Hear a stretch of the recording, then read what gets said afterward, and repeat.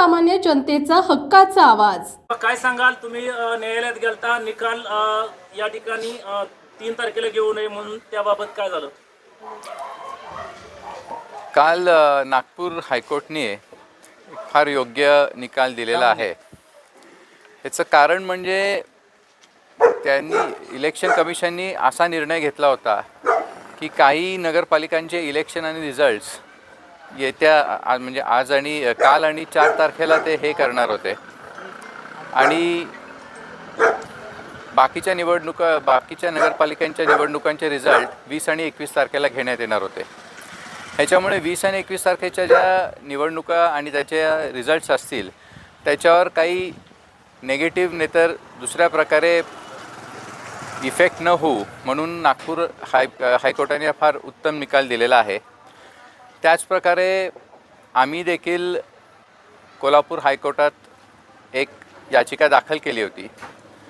त्या याचिकेमधनं सुद्धा खऱ्या अर्थाने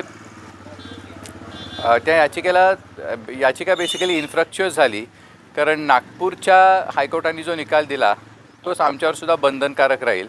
त्याच्यामुळे आम्ही कुठेही कसल्याही प्रकारे अनफेअर इलेक्शन्स खेळण्याचा गैरप्रकार होऊन देणार नाही, ह्याच्याबद्दल आम्ही सावधानी घेत आहोत आणि अशीच पुढे घेत राहू। नमस्कार।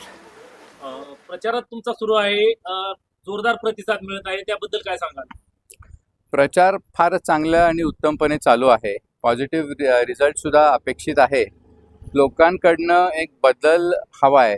लोकांना आता त्यांचीच लाईन मारतो, ते म्हणतात आम्ही बदलाचं राजकारण करत नाही, आम्हाला बदलावाचं राजकारण करायचं आहे। आता मी असं म्हणतो लोकांनाच बदल हवा आहे।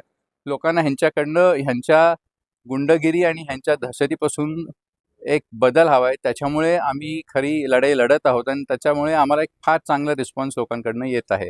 आमची अपेक्षा आहे की येत्या निवडणुकीत आम्हाला फुल यश मिळेल।